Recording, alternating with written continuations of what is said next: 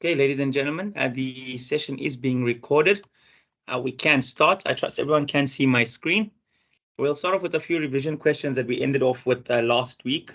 And this will touch on the laws that were presented last week. And then we'll go on to our next set of laws, and then as well as revision questions that we will then end off with the Q&A, where it'll be a bit more interactive. So again, good evening, ladies and gentlemen. I trust that you are all well. Welcome to Lecture 3, which is Day 3 of the CSA Level 3 Umpires course, presented by KZN Inland Cricket Umpires Association and prepared by Western Province Cricket Umpires Association. Okay, so one of the revision questions that we dealt with last week was the bowler delivers an in-swinging delivery, pitching outside the line of off stump of the batsman. The batsman shoulders arms, the ball deviates back, hitting him on the front pad above the knee roll in line with the off stump. There's a huge appeal. As the umpire is turning down the appeal, the ball eludes the wicketkeeper and hits the fielder's helmet placed behind him. Explain the procedure. Ben did give us the answer last week. So in delivering the ball, the bowler first, if a ball delivered by the bowler first strikes the person of the striker, run shall be scored only if the umpire is satisfied that the striker has either attempted to play the ball with the bat or tried to avoid being hit by the ball. If the umpire considers that neither of these conditions therein have been met, the leg bye shall not be awarded. If the ball does not become dead for any other reason, the umpire shall call and signal dead ball as soon as the ball reaches the boundary or at the completion of the first run, which we know, which usually does happen. If a batter doesn't attempt a shot, we do not award leg byes, but you'll only call and signal dead ball after the first run because a runner can occur prior to that. So in this particular instance, you'll disallow all runs to the batting side, returning the not out batsman to his or her original end. So if they may have crossed, signal the no ball to the scorers if applicable. Award any 5 penalty runs that is applicable except for the protective helmets. In this scenario, the fact that the striker does not play a shot at the ball and the ball hits his or her pad, leg byes cannot be scored.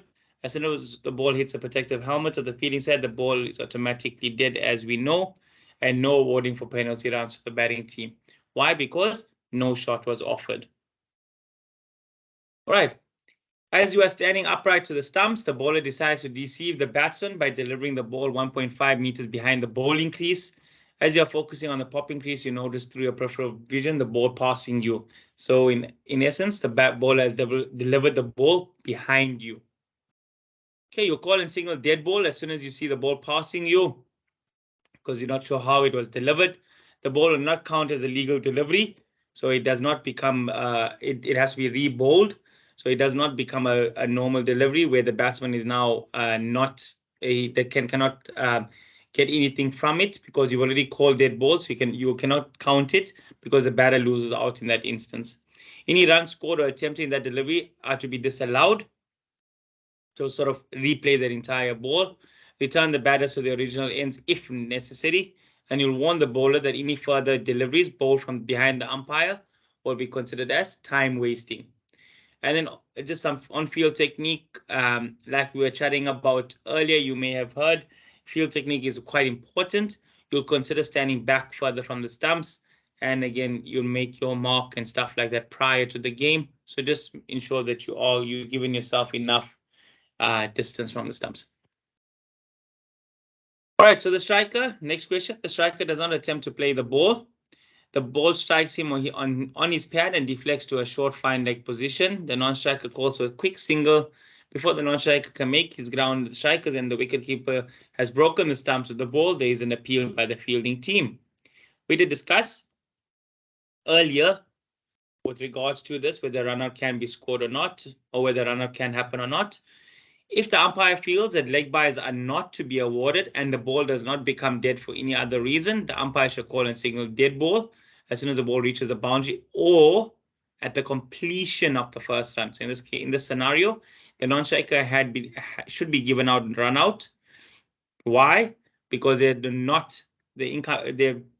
because they have not completed the first run yet, and the dead ball only becomes in effect after the completion. So in this case, on the first run, he was run out, so it's not a completed run, and no runs are to be scored, and the incoming batsman will be on strike from the next ball. All right, if applicable, if not, end of the over.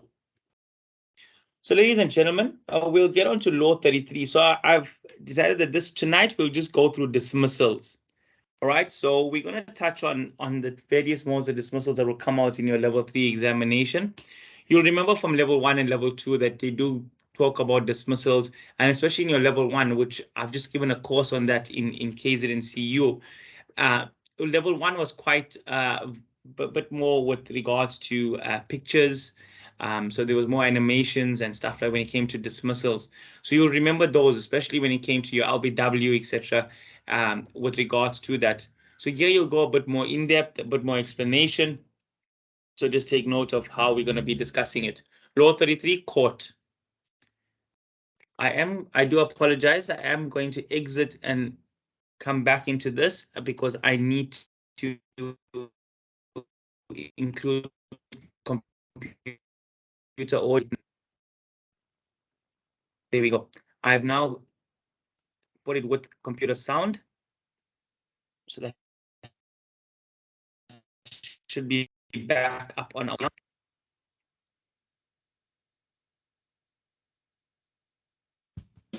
Fair catch. A catch shall be considered fair if the ball is held in a fielder's hand, hugged to the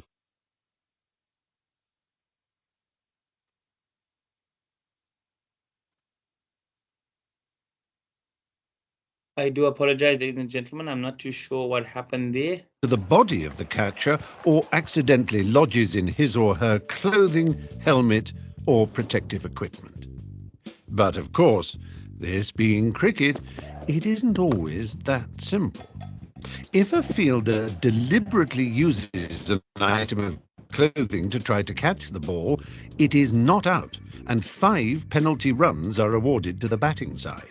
However, the ball can be caught after it has deflected off the other batsman, an umpire, another fielder, including off a helmet being worn, or even if it lodges in a fielder's helmet. Perhaps the main criterion for a catch to be considered fair is that the ball must not touch the ground before being caught. Here, for example, the ball does not touch the ground even though the hand holding it does so in effecting the catch. This is a fair catch. And then there is the question of catches near the boundary. This is such an interesting subject that we've given it a film all of its own.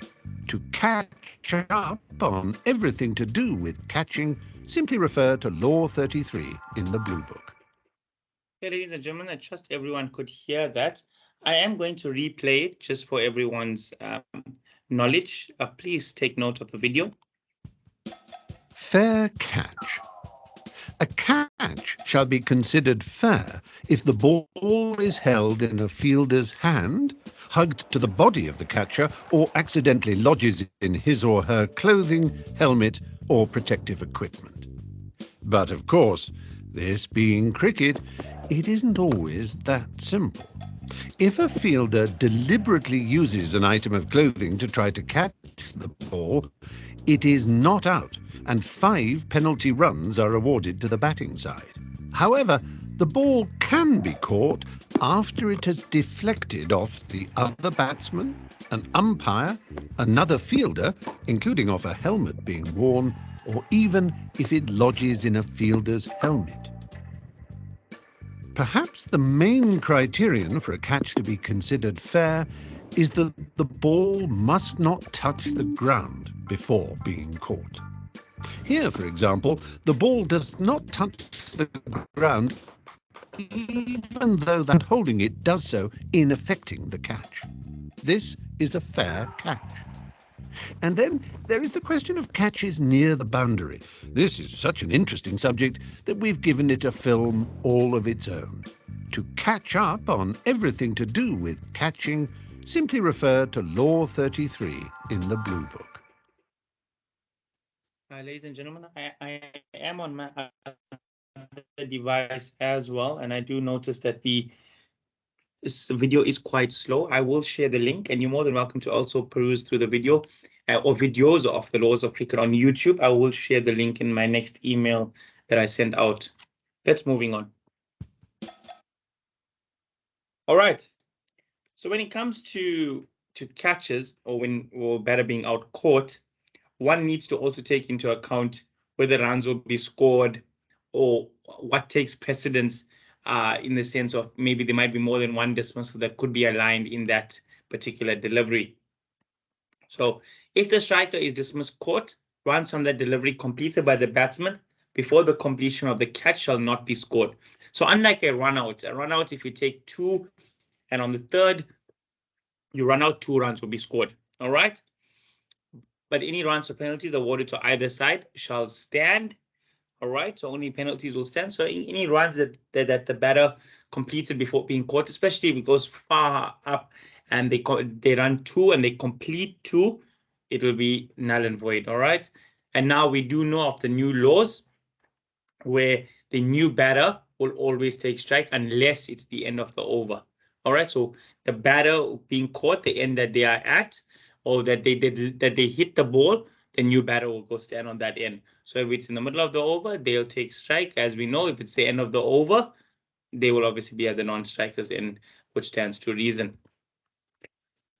Okay, if 33.1 are met and the striker is not out bowled, then he is out caught, even though a decision against either batsman for another method of dismissal would be justified.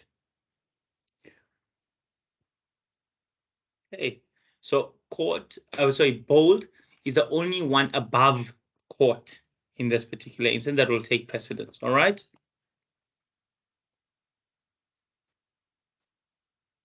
Okay, we're moving on to law 35, which is hit wicket.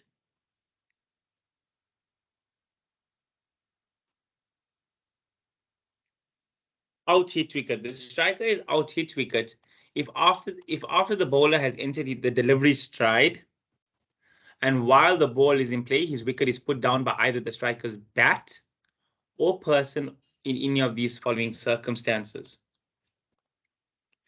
In the course of any action taken by him in preparing or in receiving the delivery, in setting off for the first run immediately after playing or playing at the ball. So again, it's the first run. So as he's taking off in the first run, his foot slips or his foot moves back.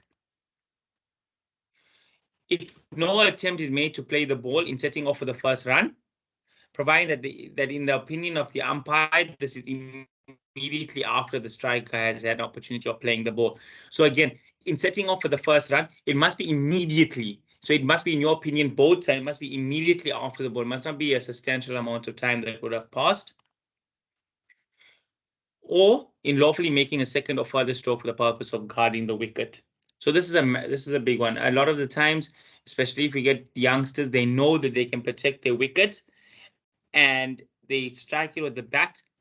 But in guarding the wicket, they don't realize that the edge of the bat sometimes hits the bail or hits stumps and the bails fall off. That is also out hit wicket. So just take note of that. Even though they're guarding the wicket or they're avoiding it to get bowled, you will still, if the bat has to hit the stumps, you will still be out hit wicket in that particular instance. If the striker puts his wicket down in any of the ways described in the previous slide, before the bowler has entered the delivery stride, the umpire shall call and signal dead ball. So before the bowler enters his delivery stride, and say you see the stumps, you are the strikers and umpire, and you see that the striker put his wicket down, it'll be you call and signal dead ball and remake the stumps. Okay, you won't be out hit wicket in the following circumstances. The striker is not out under the law should his wicket be put down in any of the ways referred. It occurs after the striker has completed any action in receiving the delivery.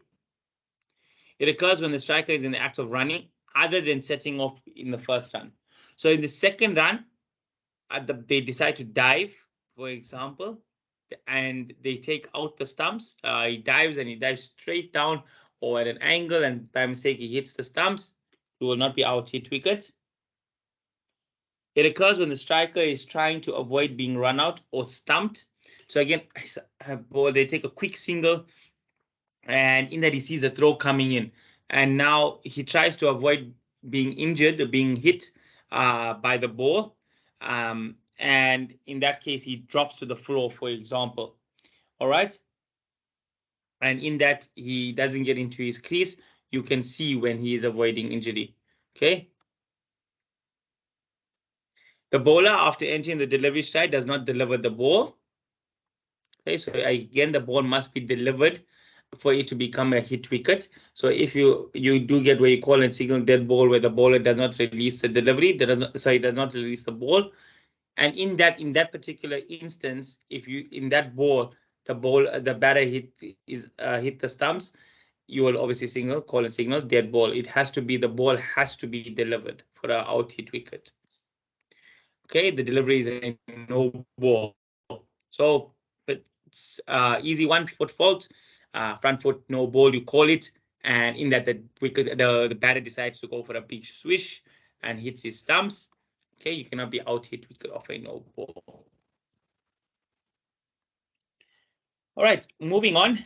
We're getting on to law 37. I trust that everyone understood that one. So we get on to law 37, which now deals with obstructing the field. So obstructing the field is quite a tense law, I would think, for umpires to handle on the field. It does become easier as you go higher up, where the players sort of understand it more. You as an umpire also understand it more.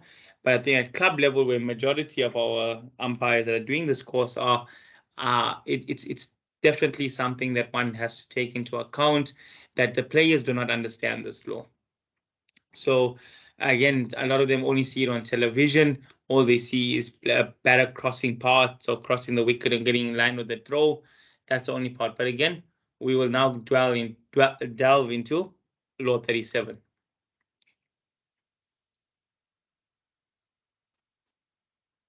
Obstructing the field. A batsman is out obstructing the field if he or she willfully attempts to obstruct or distract the fielding side by word or action. Like this, for example. Thank you, Tommy. In particular, it is considered to be obstruction if, while the ball is in play and after the striker has played the ball, either batsman willfully strikes the ball with a hand not holding the bat or any other part of his or her person, or with the bat. The exception to this is when the batsman is attempting to defend his or her wicket. The batsman may do this with the bat or any part of his or her person, except with a hand not holding the bat. If the batsman uses such a hand, he or she will be out obstructing the field. The handled the ball law no longer exists, with such incidents now covered by obstructing the field instead. The obstruction has to be willful.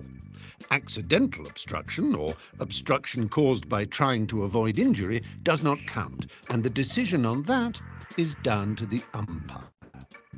It's worth noting that if a catch is obstructed, it is the striker who is out, even if it was the non-striker who caused the obstruction.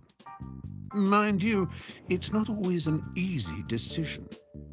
Here, the batsman deliberately crosses out of the legal running area in order to attempt to obstruct a throw. There is no other reason why the batsman should be running across the pitch. What looked an accident was, in fact, an illegal incident. To avoid any possible confusion, read Law 37 in black and white in the Blue Book. Okay, ladies and gentlemen, I trust that we all have gone through this. I am going to replay just once more for those that would like to re-watch it. I will also send you the link. Obstructing the field. A batsman is out obstructing the field if he or she willfully attempts to obstruct or distract the fielding side by word or action. Like this, for example. Thank you, Tommy. In particular, it is considered to be obstruction if, while the ball is in play and after the striker has played the ball, either batsman willfully strikes the ball with a hand not holding the bat or any other part of his or her person, or with the bat. The exception to this is when the batsman is attempting to defend his or her wicket. The batsman may do this with the bat or any part of his or her person, except with a hand not holding the bat. If the batsman uses such a hand, he or she will be out obstructing the field. The handled the ball law no longer exists, with such incidents now covered by obstructing the field instead. The obstruction has to be willful. Accidental obstruction, or obstruction caused by trying to avoid injury, does not count, and the decision on that is down to the umpire. It's worth noting that if a catch is obstructed, it is the striker who is out, even if it was the non-striker who caused the obstruction. Mind you, it's not always an easy decision. Here, the batsman deliberately crosses out of the legal running area in order to attempt to obstruct a throw. There is no other reason why the batsman should be running across the pitch. What looked an accident was, in fact, an illegal incident. To avoid any possible confusion, read Law 37 in black and white in the Blue Book. Hey, ladies and gentlemen, I trust that now we all have much more insight into obstructing the field.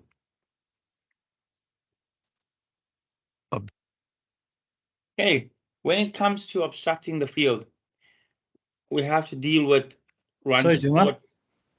Sorry, Dan. Dawood has said he's waiting to be let in. I don't see anyone in the lobby. I don't know if you might. I am on my other device waiting for people to come through. I don't see anyone. He just sent me a message there. I will just wait and see. You guys can let him in, as you have all been invited via the link, and I am on that particular link as well on my phone to allow people to come in. I am on that site where it comes to people letting in the lobby. All right, guys, moving on. Run scored. When either batsman is dismissed obstructing the field, unless the obstruction prevents a catch from being made, runs completed by the batsman before the offense shall be scored, together with any runs awarded for penalties. So again, when it comes to a catch, we know that we're not awarding any runs. So in this particular case, with the obstruction, we are taking for granted that the catch would have, in inverted commas, would have been taken, and it will be a fair catch. And hence, if you're obstructing a catch being made, you will not be given any runs, because if the catch was taken, you will not have given any runs. All right. However, in this particular instance, I do apologize. I do see someone coming into the lobby. I'll just click it if that's all right. Thank you. Thank you, Dawood. Welcome. Run scored. When either batsman is dismissed obstructing the field, unless obstruction prevents a catch from being made, runs completed by the batsman before the offense shall be scored, together with any runs. So you will give runs if the obstruction was not a catch, okay? Or you are not obstructing a catch. If the batter was not obstructing a catch, you will give the runs. If the obstruction prevents a catch from being made, runs completed by the batsman shall not be scored, by any penalties awarded to either side shall stand. So we've delved into this where we know that a catch, should the catch have been clean and it was not an obstruction, you will not be given runs in any case. And a bowler does not get credit for the wicket when it comes to obstructing the field. It does not go down under the bowler's tally, as he did not have a direct influence on it, one could say. But in that particular, it'll be a team wicket, if you want to call it that. If someone has to ask you on the field of play what it'll be, or the bowler says, why didn't I get it? It's obstructing the field, was not a direct, you are not directly influenced on that wicket. Okay, ladies and gentlemen, now we get on to law 38, run out. Run out is I love how batters and especially spectators feel that they are the best, they have the best view. But when it comes to run out, I know that us as umpires always try and get into good positions for this. So before we get on to law 38, run out, I'd like to just touch on a bit of field technique that now, especially with the one-day cup that we're seeing, and that now when one gets to shadow, you'll also be able to see the panel umpires. You'll always try, especially when you're getting into a position for a run out, to always try and anticipate. So what I mean by that is always try and anticipate what's going to happen. So you may be at the bowler's end and the batter hits it on the offside in front of square, say to point, and you're at the bowler's end. Follow the ball. So try and get onto the side where the ball is going. So if you're back now, for example, if you go on the opposite side and you go towards the batter's leg side and you're walking backwards, the bowler would most likely take the ball with his back facing you. And you won't be able to see whether his body knocked over the ball, his knee, or whether it was a clean take and he knocked over the stumps. So something to always think about is try and get into the best possible position and follow the ball. Yes, when the ball goes behind you, you may not be able to get into position, especially if it's on mid-off and it's quite close. You will have to go direction. So any ball in the V, you may have to go in the opposite direction, as you won't be able to get into the best position, and also you don't want to be hit by the ball. So best field technique is something that I'm also trying to do. Is something that I'm also trying to do myself. Is follow the ball. Okay, so when you follow the ball, if someone hit it to point, and the ball comes now in to the bowler, because now the striker there may be a run out chance at the non-striker's end. You would be on the side where you'll be able to see clearly where the bowler had taken the ball, or when the ball had hit the stumps and it was a clean break. So again, just take note of that when it comes to field technique. So let's go on to law 38, run out. Either batsman is out, run out, except as in 38.2, if at any time while the ball is in play, he or she is out of his or her ground, and his or her wicket is fairly put down by the action of the fielder, including contact with the helmet worn by a fielder or wicket keeper. Okay. Even though a no ball has been called and whether or not the run is being attempted. All right. A batsman is not run out in the circumstance of the following. He or she has been within his or her ground and has subsequently left it. So this is the reasons why you're not give a batsman run out. All right.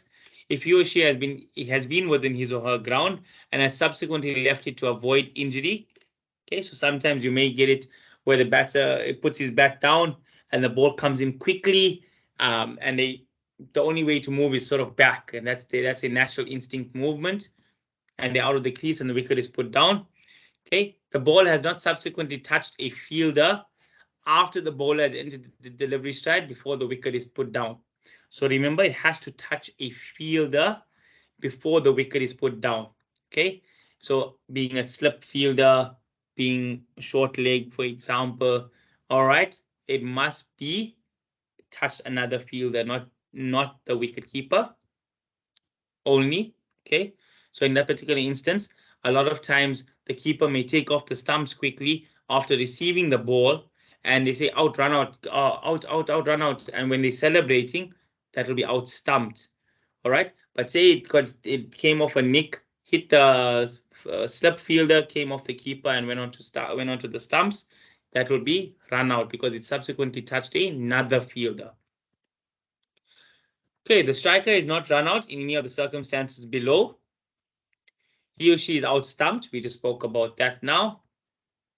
A no ball has been called, and he or she is out of his or her ground, not attempting a run. So it does not mean just because no ball has been called, you will not allow the run out. Remember, you can get run out of a no ball. Okay, but if you're not attempting a run, you will not be out run out. Why? Because stumped. Okay, you cannot be out stumped on a no ball. Similar free hit kind of right? And the wicket is fairly put down by the wicket keeper.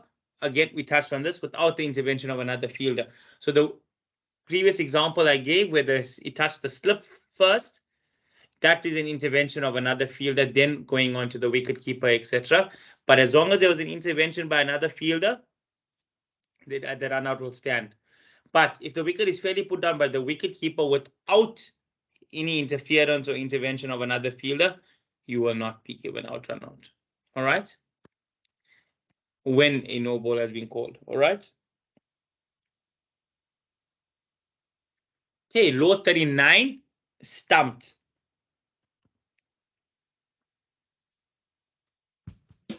Stumped. All batsmen fear being stumped, and all wicket-keepers dream of stumping batsmen. So let's be clear about the law. The only player who can stump a batsman is this fellow, the wicket-keeper. A stumping can take place provided that the ball is not a no ball. You can be stumped off a wide, however. Here, for example, the batsman has moved out of his or her ground to play the ball, but has missed it and has not attempted a run. The wicket is fairly put down by the wicket-keeper without the intervention of another fielder. When all these conditions are met, the batsman will find that he or she has indeed been stumped. It's also okay for the ball to rebound onto the stumps of any part of the wicket-keeper, including his or her protective equipment or helmet. If it is a no ball, the batsman will not be out-stumped and is also protected from being run out as long as he or she is not attempting a run. Don't be stumped about stumping. Get a copy of the Blue Book and study Law 39. Okay, ladies and gentlemen, I'm going to play that once more, as I know it was quite slow.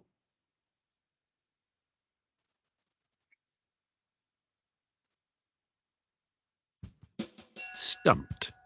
All batsmen fear being stumped, and all wicket-keepers dream of stumping batsmen. So let's be clear about the law. The only player who can stump a batsman is this fellow, the wicket-keeper. A stumping can take place provided that the ball is not a no ball. You can be stumped off a wide, however. Here, for example, the batsman has moved out of his or her ground to play the ball, but has missed it and has not attempted a run. The wicket is fairly put down by the wicket-keeper without the intervention of another fielder. When all these conditions are met, the batsman, he or she, has indeed been stumped.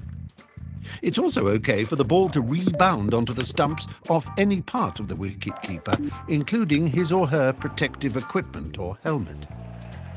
If it is a no ball, the batsman will not be out-stumped and is also protected from being run out as long as he or she is not attempting a run. Don't be stumped about stumping. Get a copy of the Blue Book and study Law 39. Okay, ladies and gentlemen, as you would have seen, the next slide is going on to revision questions. So we're going to deal with the revision questions done with regards to the dismissals. So it will be an interactive session. I know there are a few that were trying to attend tonight. I know Ben did pass on his apologies, as well as, if I'm not mistaken, it was as well as Nishan. They do have awards this evening and playing matches as well. So I'm going to move on and I'm going to try and make it as interactive as possible. And if you are keen on answering, please pick up your hand. Otherwise, I will go to the floor. So today's revision questions will deal with day 3 content, which we've done. And is presented by Inland Umpire Association as well as prepared by the Western Province Cricket Umpires Association. Okay, so revision question number 1. The bowler delivers a short pitch slower ball. The ball bounces once halfway down the pitch. The ball bounces once halfway down the pitch. The striker, seeing this, moves deep into his crease. The ball bounced the second time behind the popping crease, whereby the striker hits the ball in the air towards the mid-off fielder. The fielder catches the ball but soon realizes that the non-striker, who is the better batsman, has backed up a long way down the pitch. He throws down the wicket at the bowler's end with the non-striker short of his ground. There is now an appeal by the fielding team. So this deals with which dismissal takes precedence, as well as which batsman will be given out. So let's start off with Dane. You are on my screen. How would you like to have a go? So firstly, I would say it's a legal delivery because the second bounce is after the popping crease. Then the striking batsman would be out caught because the fielder catches it and has control of it, and it's a legal delivery. And then the non-striker wouldn't be out because court takes precedence over run out.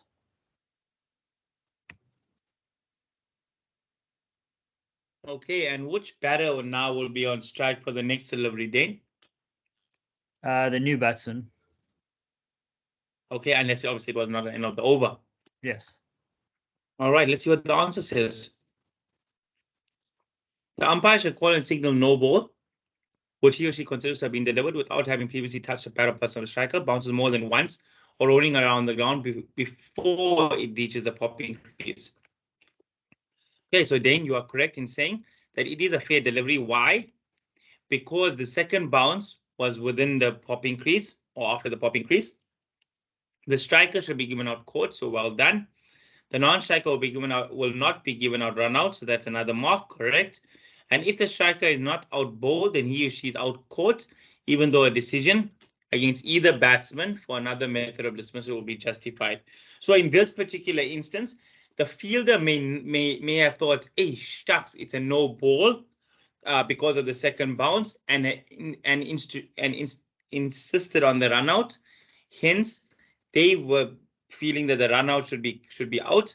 And also in this case, he knows that the better batsman was at the non-striker's end. But again, guys, court takes precedence. So as long as if you as a viewer as the umpires feel yes, it was a legal delivery, it was not a no ball, you would then move on and say court takes precedence. And now the new law make sure that the new batter takes strike in this particular instance. And they had not crossed in this instance. So you either, irrespective whether it was a new law or old law, the new batter would have taken strike. All right. Dawood, I know you may have come on a bit late, but maybe you can touch on this one. The bowler, whilst delivering the ball, accidentally breaks a wicket with his knee. The delivery hits the striker's wicket.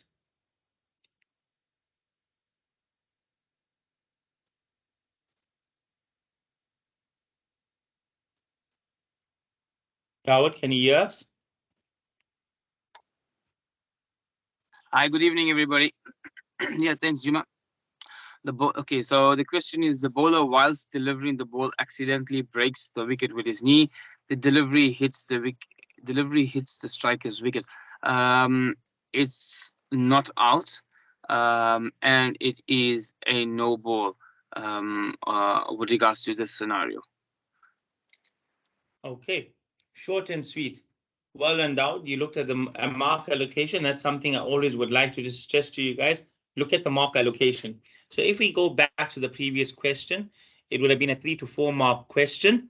All right. So even though the mark was given for the 3 points below, the last 3 points, always try and put a bit more information in it.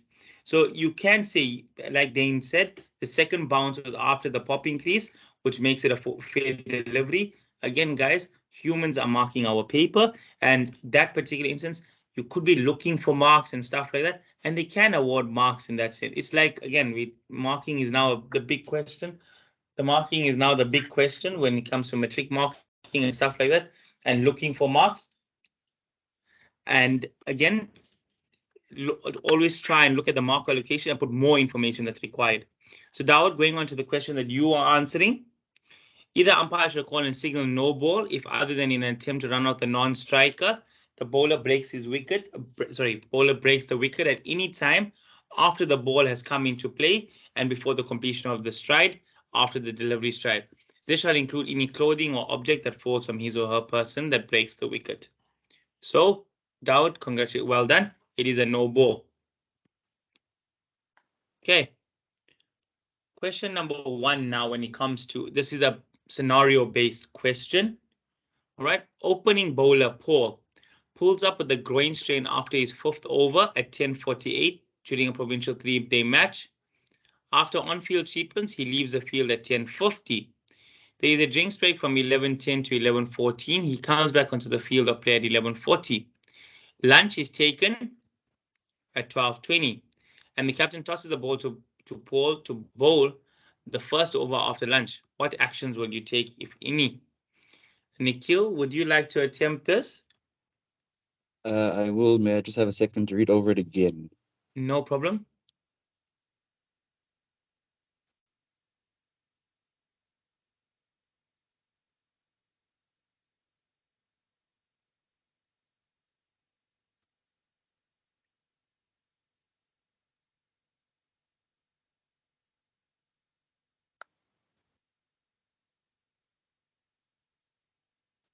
Okay. He goes off the field at 10 to 11. Drinks taken at 10 past 11, which means he was off the field for 20 minutes before the interval was taken. Then he comes back onto the field of play at 20 to 12, which is an extra 26 minutes off after the scheduled interval, which will then be 46 minutes he is owed before he's allowed to bowl again. Lunch is taken at 20 past 12, and the captain tosses the ball to Paul bowl the first over after lunch. I will allow him to bowl the first ball after lunch as he has submitted his 46 minutes. No, sorry, right, so will not allow him to bowl. Sorry. you're not allowed to. Okay. So let's break this down. So from 10:48 to 10:50, that will be 2 minutes of extenuating allowances because of the injury.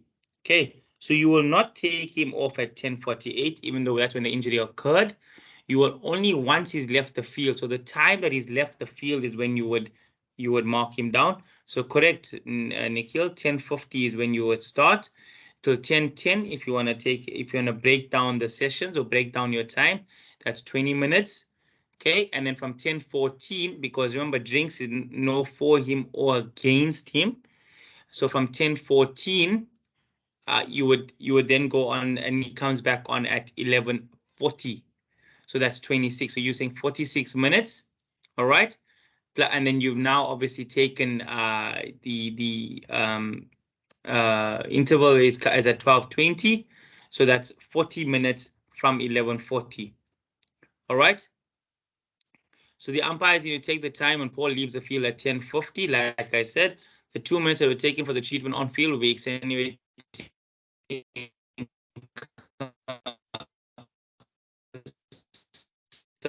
circumstances and will not be taken. That's 50 minutes. However, there was a drinks interval. All right, there was a drinks interval of 4 minutes. All right, so 11:10 to 11:14. Okay, so that's 50 minus 4, 46. So if we had broken it down, we'll get 20 minutes plus 26 minutes, which gives us 46 minutes. All right. So lunch was taken at 12:20. So Paul was on the field for 40 minutes of the 46 minutes. So at 12:20 now, okay, he owes us 6 minutes. All right, because like we said, let's break it down. 11, we got from 11:50. So we got your 20 minutes. Then you got your 26 minutes, which gives you 46. Now he's played from 11:40 to 12:20. So he's given you 40 minutes of the 46. All right. But do not get caught now, guys. Paul still owes us 6 minutes. The lunch interval is from 12:20 to 1 o'clock, a normal 40-minute lunch. As it is a scheduled interval, it will not count for or against Paul. Same like your drinks break. So you'll inform the fielding captain that he has to bowl in 6 minutes. All right. Guys, I know it says in the playing conditions that if a player is off for 8 minutes or less, he will be allowed to bowl again. That means 8 minutes or less in one instance. For example, if I go off, I'm the bowler, I go off at 1 o'clock, or let me just make another 13:10, and I'm back at 13:17, I'll be allowed to bowl again immediately. All right. But if I was off for a significant number of minutes, like similar to Paul, and I've regained my minutes and an interval had then come, a scheduled interval, and my minutes remaining is less than 8 or minutes or less. However, I would still have to wait for that period because initially my compressed time was more than 8 minutes. All right. So please take note of that. So even though you may get an instance like this, you may get a warm-up, a 3-day warm-up where the academy is now playing and you get called up for that warm-up and a similar instance, and they're like, no, but sir, it's 8 minutes or less. Do not get caught on that. All right. Question number 2. John pulls a hamstring at 3 o'clock and leaves the field. T is taken at 15:20. All right. So a hamstring injury. So we all know hamstring is internal or external. Let's go with Vic.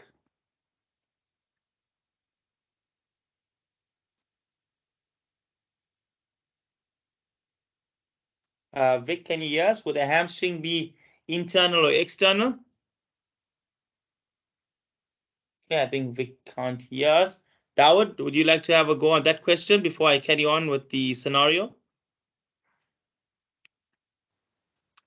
Yeah, James, hamstring is an internal injury.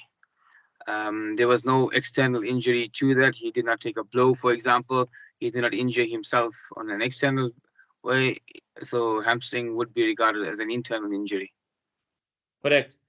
Fantastic. So at 1500 he goes off. So at 3 o'clock he's off, and at 3:20 it is now tea time. So tea is a Dane, was it a scheduled or unscheduled break?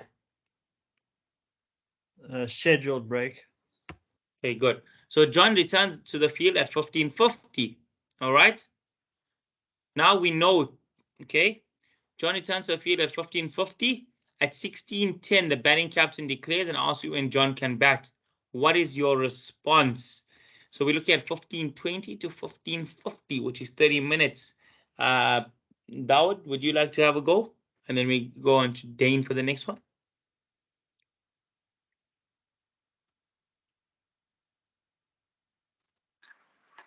Yeah, James. So he pulls a hamstring at 3 p.m. T is taken at 3:20. So there he's taken. So he's already off. To T, he's off at 20 minutes. And so John returned to the field at 15:50. So 20. That's just 50. Okay, so he's taken T at 15:20. John returns to the field at 15:50. So T obviously wouldn't.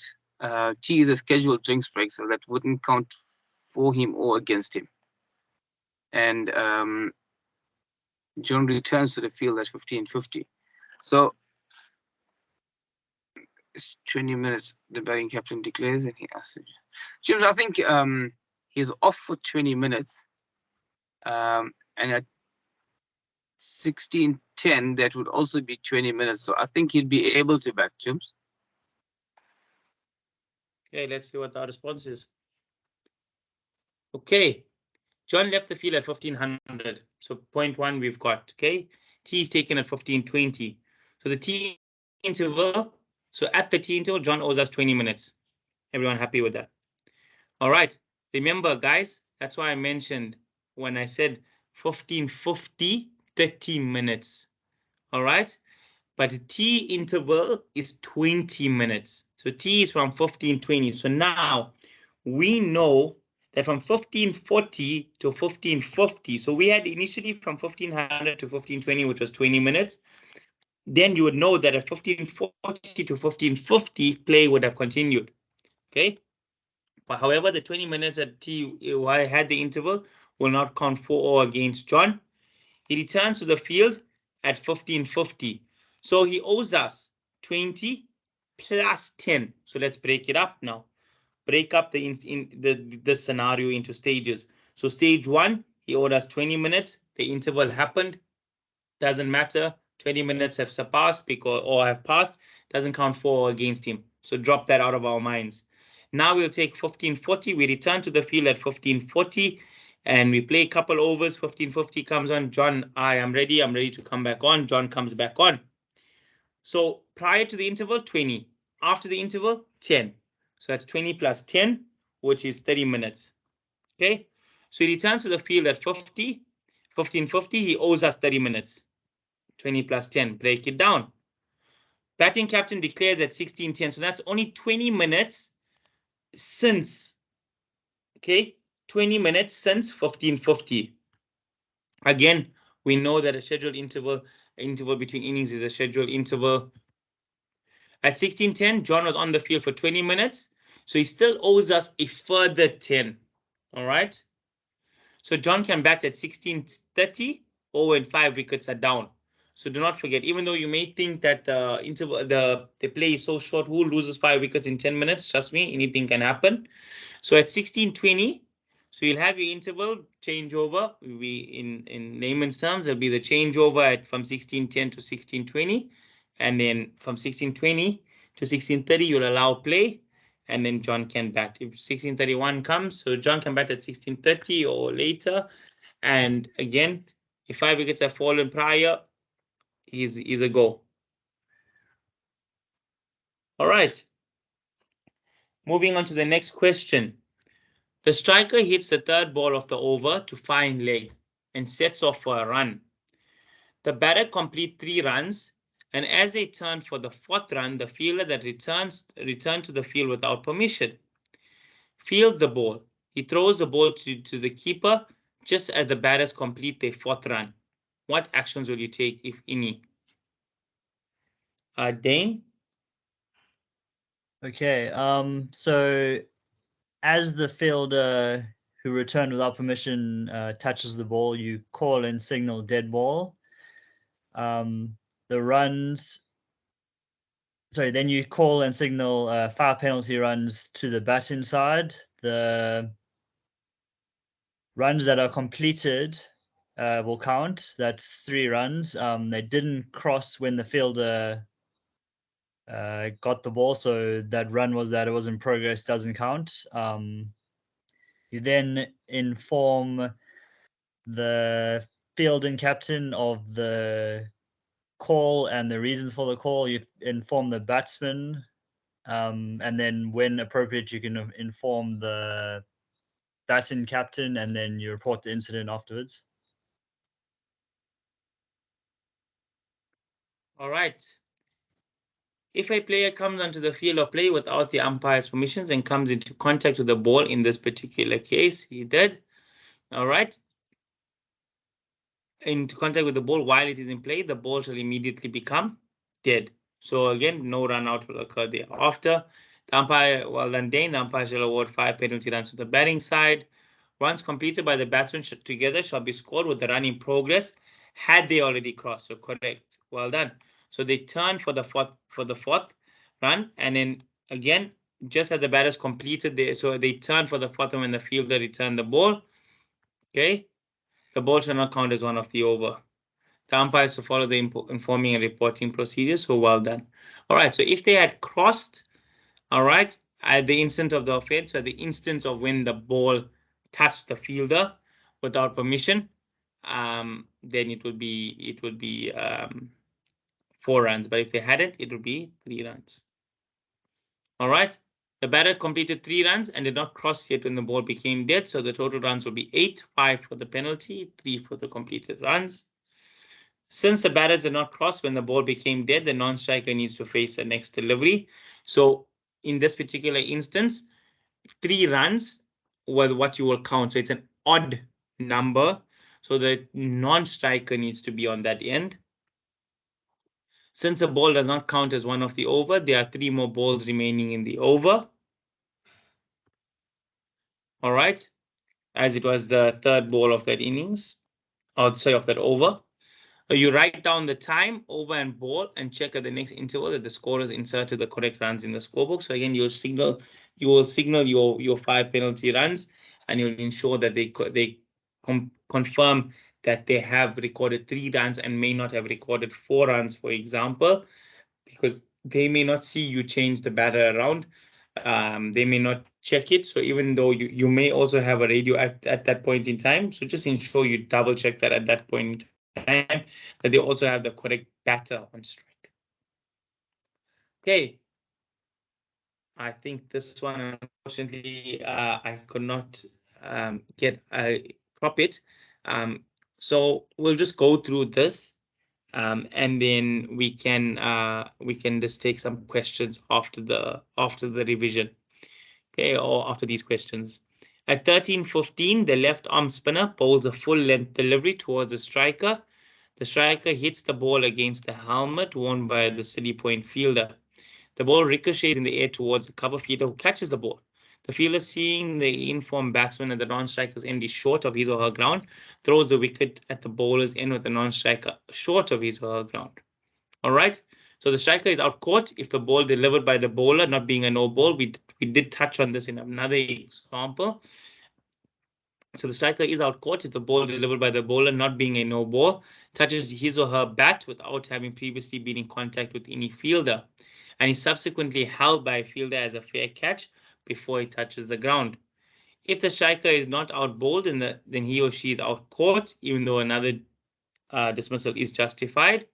In the scenario, the striker is out caught as the ball can strike the fielder's helmet and still be caught. Upon the catch being taken, the ball immediately becomes dead. So upon dismissal, it's automatically dead. The ball becomes dead, and the run out of the non-striker will be ignored. Because nothing further can happen after the ball becomes dead.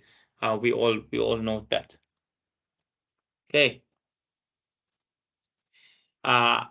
So this is just some easy questions that you would have got in your level 1. I actually just did the level 1 course recently, and they always ask ways of get out from a wide and a no ball. So just take note, if you get this question, it is some easy marks that you would get in your exam. List 3 ways how a batsman can be out from a no ball. It hit the ball twice, obstructing the field, and run out. All right. At 17:58, the final ball of the 104th over of the day. So again, we're playing maybe semi-professional cricket. 104 overs in the day. All right. Or professional cricket. 104 overs in the day. The batsman gets an inside edge to the ball. The ball ricochets on the wicketkeeper's gloves onto the helmet of the visor before bouncing back onto the wicket with the striker short of the ground. Discuss and explain your full procedure. So this is 5 marks. All right. If the wicket is put down by the ball, it shall be regarded as having put down by the wicketkeeper. If the ball rebounds onto the stumps from any part of the wicketkeeper's person or equipment, or has been kicked down or thrown onto the stumps by the wicketkeeper. All right. The umpire should give the batsman out stumped. All right.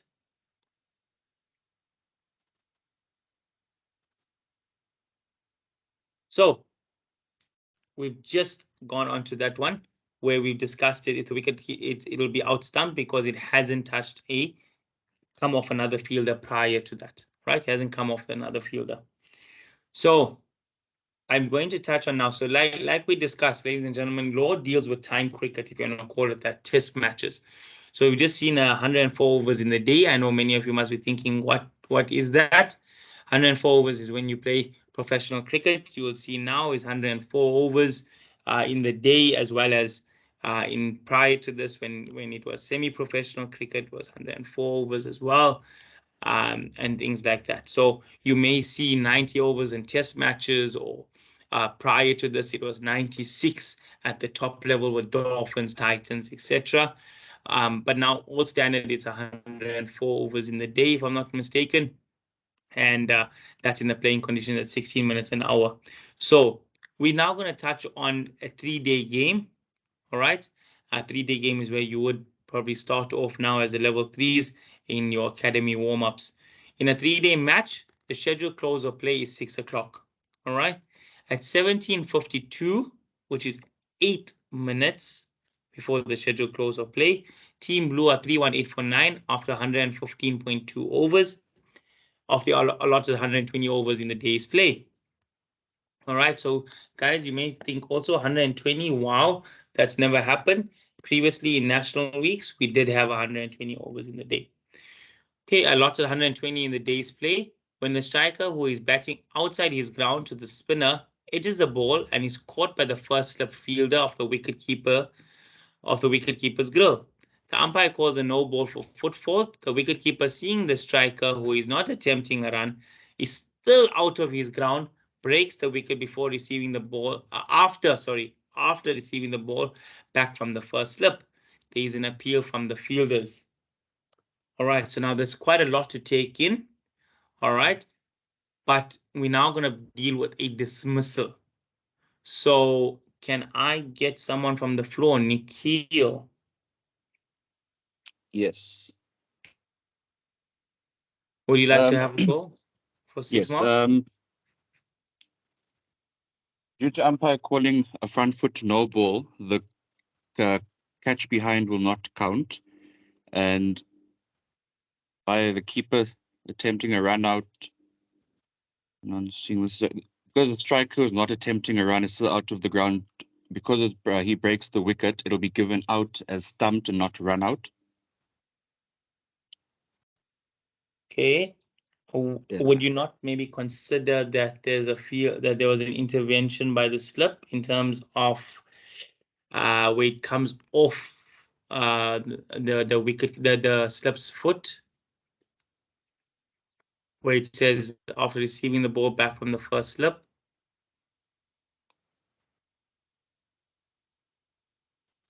Off the wicketkeeper's grill.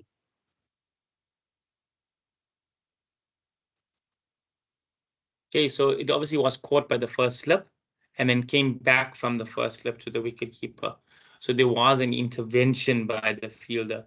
All right. So you got initially you would have got perhaps 3 marks. I'll just go through it and give you guys how you try and get your 6 marks in full. Okay, so either batsman is out, run out.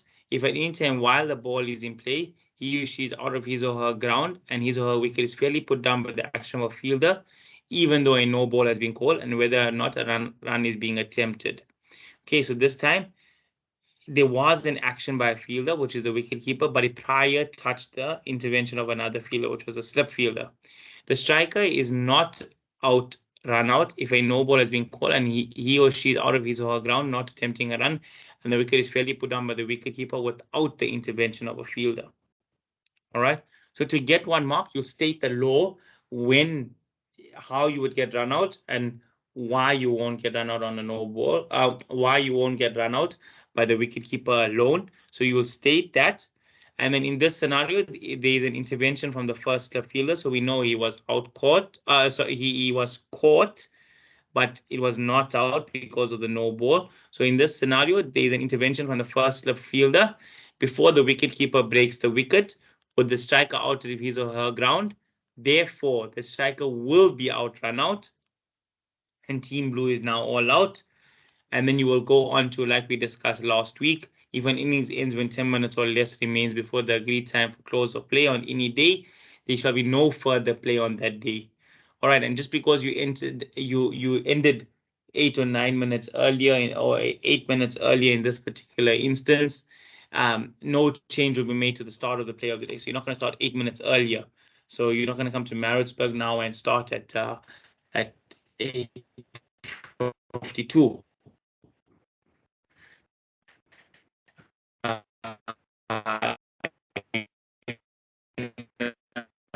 4-day game. All right, it will still be 9 o'clock. The overs lost in the day will not be made up and play will start at the original time. Like I mentioned, if it's 9 o'clock, you'll start at 9 o'clock. You got the first part correct. I see where you were going with your answer with regards to that, with regards to coming off the grill and being stumped. But as long as an intervention from the first by a fielder, in this case the first slip, stump becomes null and void. It sort of falls away thereafter. All right, ladies and gentlemen, we've come to the end of our session this evening. I know it seems like a bit of a short session, but we did start on time. And I would just want to touch on the laws of dismissals for this evening. And on Thursday, we can get on to law 48. I will just go, we'll start off with revision questions and get on to the other laws. Are there any questions, ladies and gentlemen? I will end my presentation. I will end the share screen. Are there any questions from the floor? We do have the presence of our esteemed guest Abdullah Steenkamp with us, that will be able to also assist with answering any of your questions. So please, guys, we do have time. I know I do have load shedding soon as well, but please ask any questions that you may have. We're more than welcome to go over the time limit, as long as you guys are satisfied that you have sufficient and gain sufficient enough information this evening.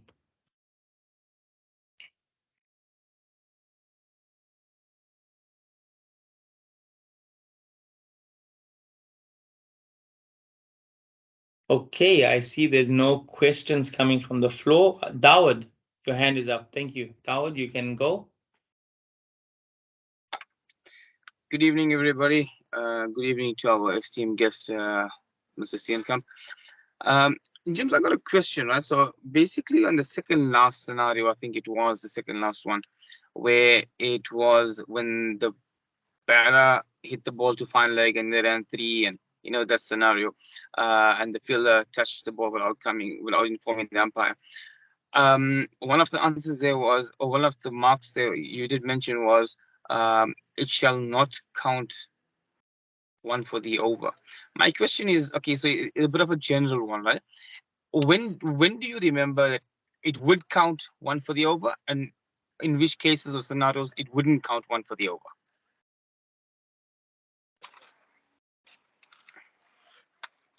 Sorry, Dawood, you broke up there. In which case?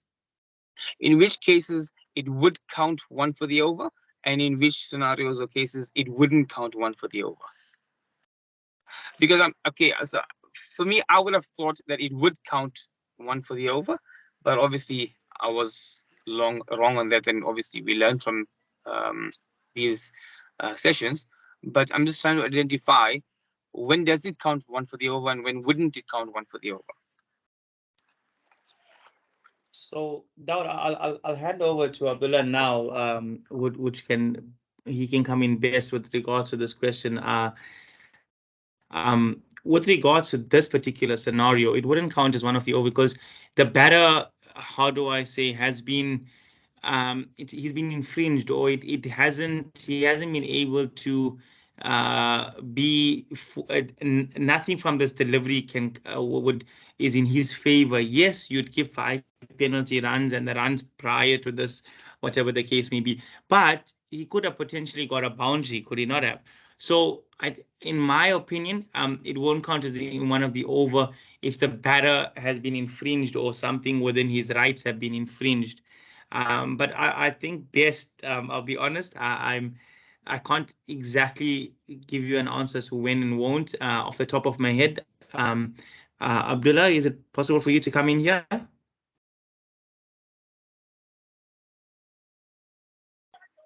Good evening, everyone. Thanks for your question, Dawood. So, Dawood, the clue that you're looking for, and if you just go through the laws where you'll see it does not count as one for the over. Can you name a few others where something happens and the ball does not count as one for the over? So we now know player returning without permission is one of them. Can you think of another one? Where it wouldn't count one for the over, I think we did one. Where we did one last week, where accidentally the ball touches the garment of a player that falls off. Yeah, so that's fielding the ball. That's also when it not to count as one for the over. Can you think of another example?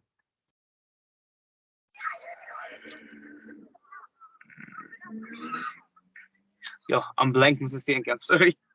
Yeah, no problem. So the also when it doesn't count one for the over, when the deliberate obstruction, deception of a batter of the fielding side to any of the batters, so law 41.5, also not to count as one for the over when there's 41.4, there's a deliberate attempt to distract the striker, also doesn't count as one for the over.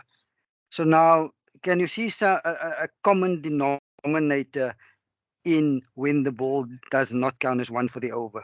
Fielder returning without permission. Fielding side is doing something. Illegal fielding.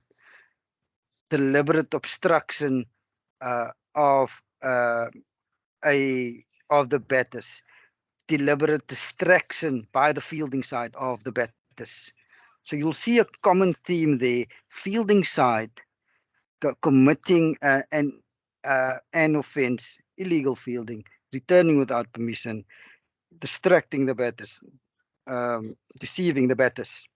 So for me, that is how you pick up, or how I memorize when the ball not to count as one for the over. There's something that was done by the fielding side to cause the law to take effect, to cause the actions to be taken. Something done by a fielder or fielders to cause action to be taken. That's just my clue that I use. Did I help you? Did I answer your question, Dawood? Yes, perfectly fine, Mr. Abdullah. I think the reason why I was asking, and it can also maybe be a benefit to my other colleagues who are writing, is because I did notice in our questions that we get in the revision questions, a lot of times where you have it does not count one for the over, we're actually getting 1 mark for that. So I was just trying to identify how do we get that. So I mean, it's one of the easy ways to actually score a mark. So if we could identify that, which you've obviously clearly put it out to us, it just makes it easier for us to at least get a mark. Thanks for that. Yeah, you're most welcome. Over to you, Mohammed.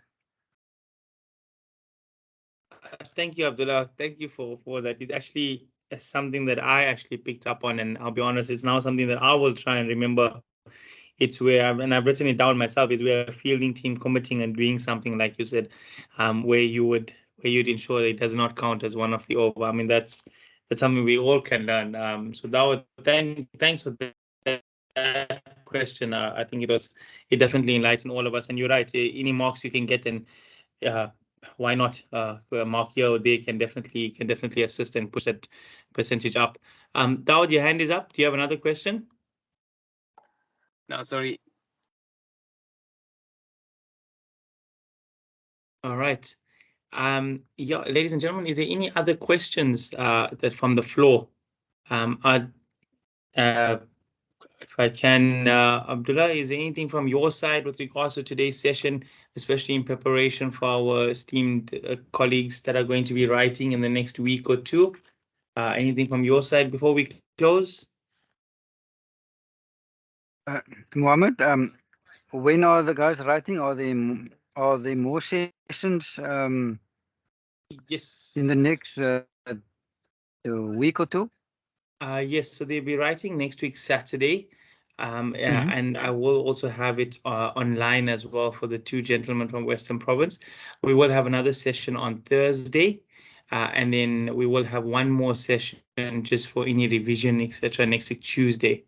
If any members would like to be part of that next week, Tuesday, and then they'll just I will share with them the information which they can go through in preparation for the exam. So are you done with all the slides? No, that will be on Thursday. So which laws are you still covering? They We're are still gonna- law 41. correct. That is that going to come tomorrow? Okay. That is on Thursday. Law 41, Yeah. which should be fair and unfair play. Yeah, excuse me. Yeah, so guys, just in terms of preparation for the exam, so when we compile these slides, we focus on the laws that will be covered in the level 3 exam.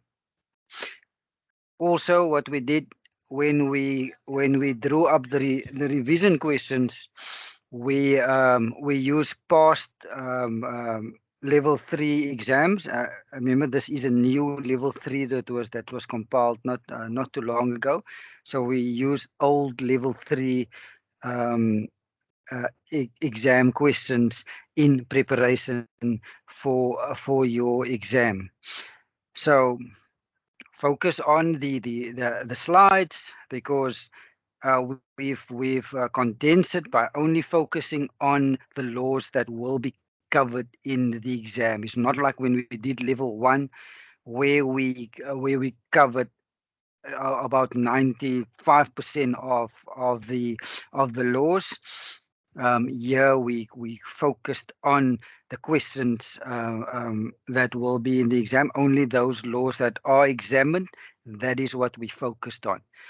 So go through the slides, go through your the law book, and do the revision questions.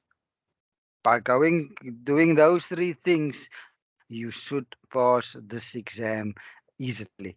That's just an exam tip from my slide. So slides, revision questions, together with your law book, you should pass the exam easily. Over to you, Juma.